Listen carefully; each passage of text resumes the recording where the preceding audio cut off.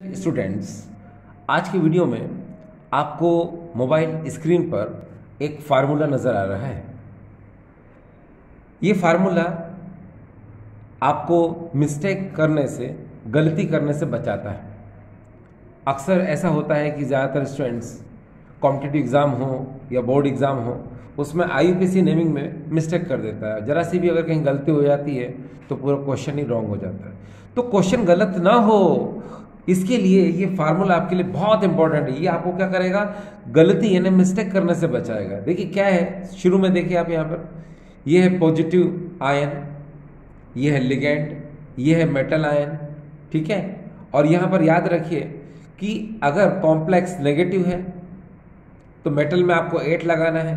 अगर positive complex है या फिर न्यूट्रल कॉम्प्लेक्स है तो उसमें आपको मेटल में कोई 8 नहीं लगाना है, यानी कि जो उसकी सिंपल नेमिंग है वही करना है, ठीक है।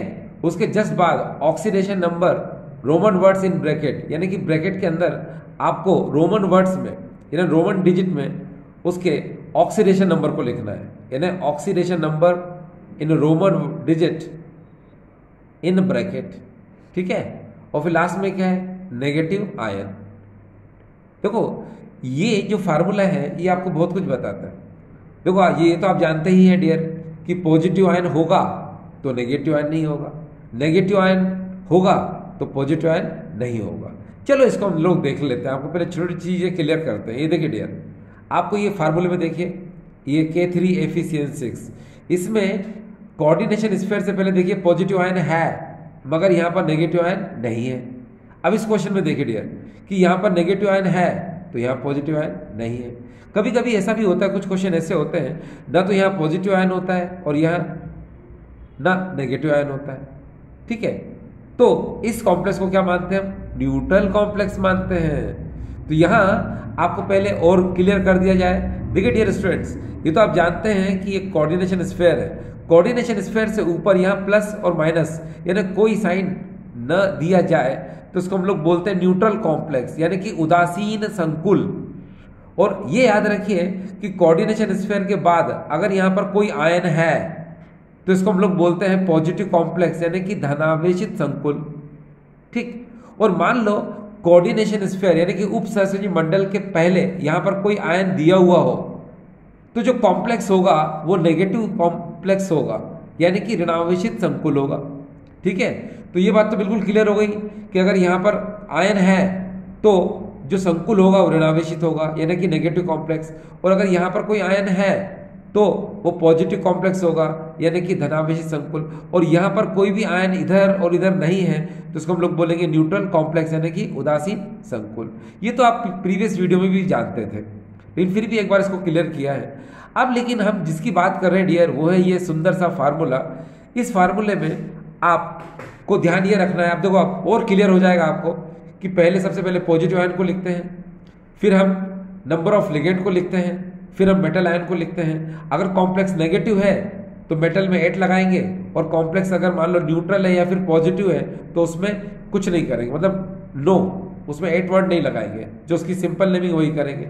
आगे फिर हम क्या करते हैं, oxidation number in Roman digit in bracket, यानी ब्रैकेट के अंदर हम क्या करते हैं, रोमन डिजिट में, रोमन अंक में, है ना, उसके ऑक्सीडेशन नंबर यानी ऑक्सीकरण संख्या को लिखते हैं।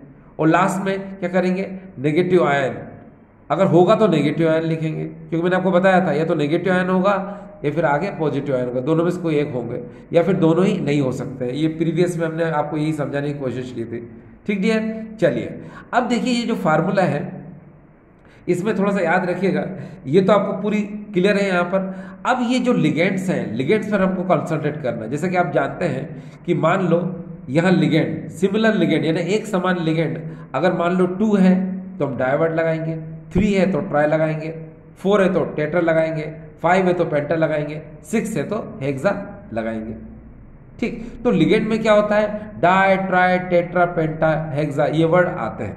लेकिन कभी कभी क्या होता है, बिस, ट्रिस, टेट्रा, किस ये वर्ड भी आते हैं। तो ये आपको ध्यान रखने की जरूरत है कि बिस, ट्रिस, टेट्रा, किस कंडीशन में आते हैं। आप जानते हैं कि बिस, ट्रिस, टेट्रा किस कंडीशन में आते हैं, यानी ऐसे लिगेंड जिनकी नेमिंग में डाई, ट्राई, टेट्रा ऐसे वर्ड हो, पहले से ही हो, और ऐसे लिगेंड अगर 2 एंड मोर देन 2 होते हैं तब हम बिस ट्रिस टेट्रा किस लगाते हैं। पहले आप इस बात को ध्यान रखिए। देखिए ये 3 लिगेंड ऐसे हैं, ये देखिए आपको बता दिया जाए। एक तो DMG, देखो डाई मिथाइल ग्लाइऑक्सीमेटो, देखो उसमें डाइवर्ट आया। इथिलीन डायमाइन, इसमें भी डाइवर्ट आया। इथिलीन डायमाइन टेट्रा एसीटेटो, देखो डाई टेट्रा, ये 2 वर्ड आए। तो मैंने आपसे क्या रखा था कि ये 3 लिगेंड ऐसे हैं कि जिनके नेमिंग में पहले से डाई वर्ड या टेट्रा एटसेट्रा वर्ड हो, और ऐसे लिगेंड अगर मान लो 2 हो तो आप बिस लगाएंगे, 3 हो तो ट्रिस लगाएंगे, 4 हो तो टेट्रा किस किस लिखेंगे आप। ठीक है, तो ये बात आपको बिल्कुल क्लियर हो गई। यानी कि आप समझ गए कि जो लिगेंड्स होते हैं उनमें डाई ट्राई टेट्रा पेंटा हेक्सा बिस ट्रिस टेट्रा किस ये वर्ड आते हैं। ठीक है, तो ये समझ गए आप, है ना। बिस ट्रिस टेट्रा किस का बात है डियर, जब लिगेंड में पहले से ही डाई ट्राई टेट्रा वर्ड हो। बस चलिए एक कंडीशन और है, फिर आपको बहुत इजी तरीके से समझ में आ जाएगा। देखिए कभी कभी लिगेंड ऐसे होते हैं जो एक साथ 2 मेटल से लिंक होते हैं, तो इनको हम लोग बोलते हैं क्या, इनको हम लोग बोलते हैं ब्रिजिंग लिगेंड। क्या बोलते हैं डियर, ब्रिजिंग लिगेंड।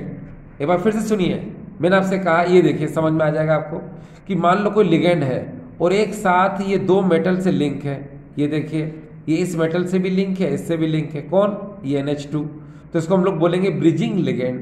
ये देखिए लिखा मैंने ब्रिजिंग लिगेंड। तो जो ब्रिजिंग लिगेंड होते हैं, जब भी उसकी नेमिंग आप लिखना शुरू करोगे तो उससे पहले आपको क्या लिखना पड़ेगा डियर, म्यू। तो ये आपको नजर आ रहा है म्यू, ठीक है, क्योंकि म्यू के बाद ही आप हाइफन लगाते हैं। ठीक है, ठीक है ना, यस। तो ये जो आपको यहां पर नजर आ रहा है ये फार्मूला है जो आपको गलती करने से बचाता है, बस और कुछ नहीं है ये।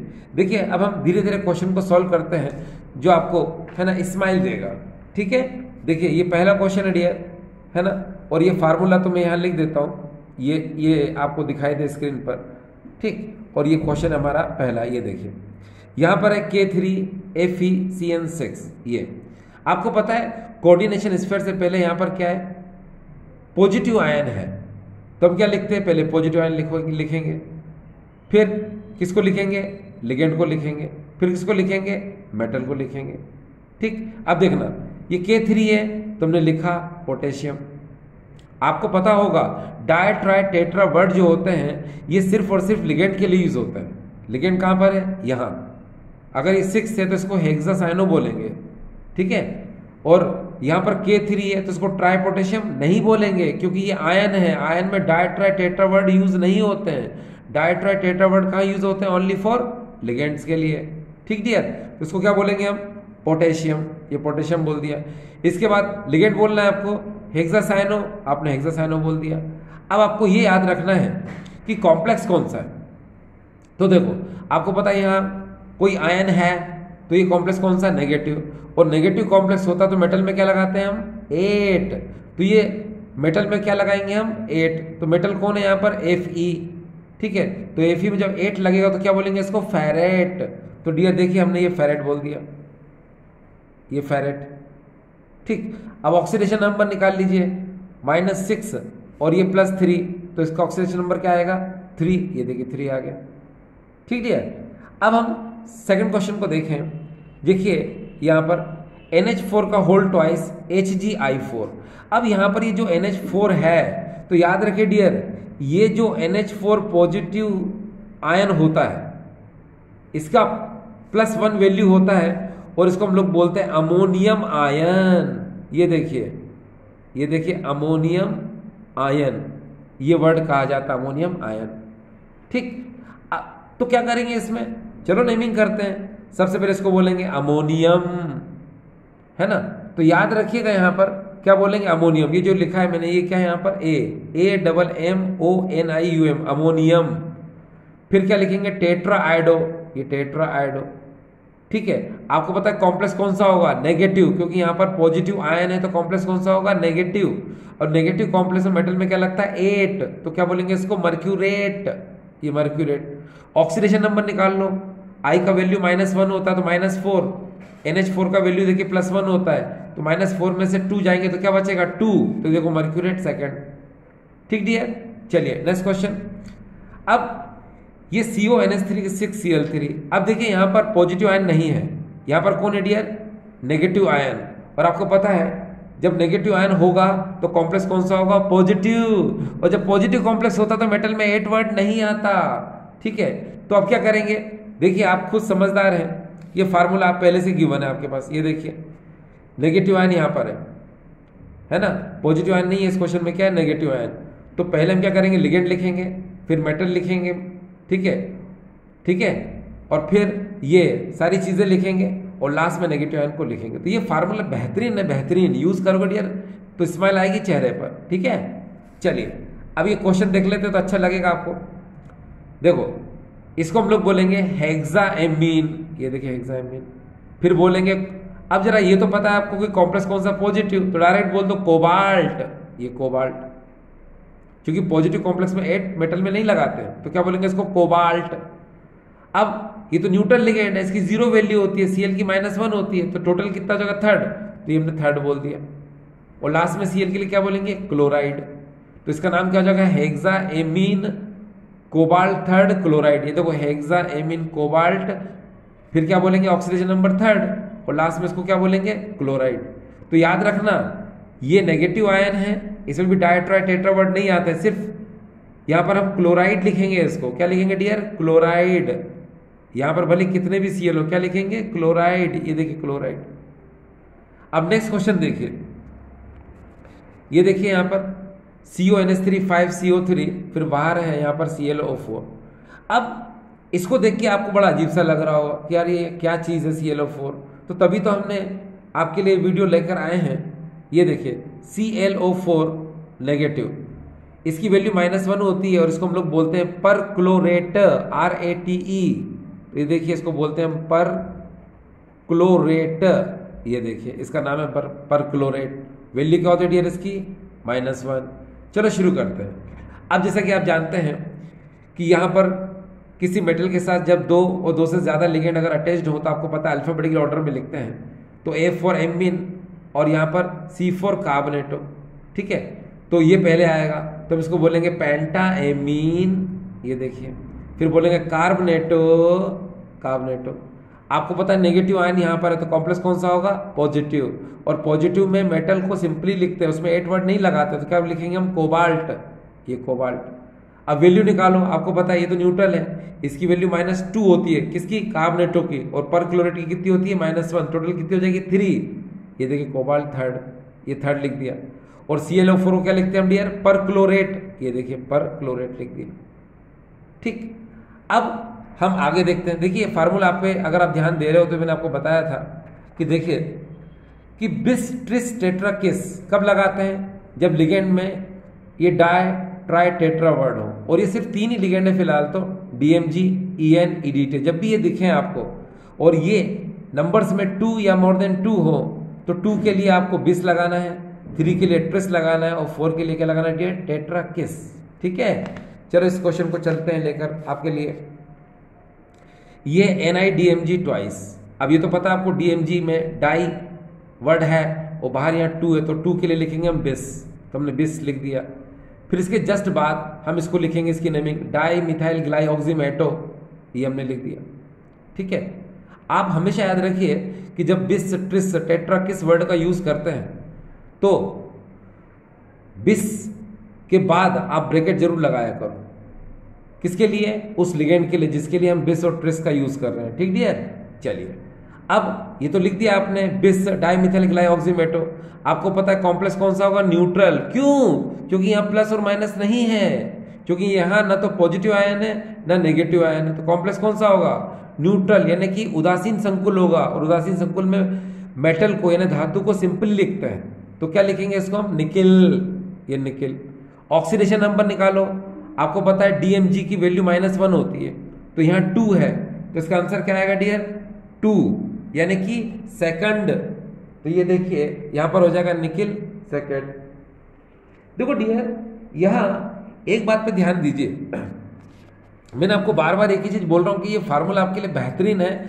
ये फार्मूला अगर आप याद करते हैं तो आपसे मिस्टेक होने की संभावना यानी प्रोबेबिलिटी बहुत कम होगी, आप मिस्टेक नहीं करेंगे और आपके मार्क्स ज्यादा से ज्यादा आएंगे, चाहे कॉम्पिटेटिव एग्जाम हो चाहे कोई सा भी एग्जाम हो।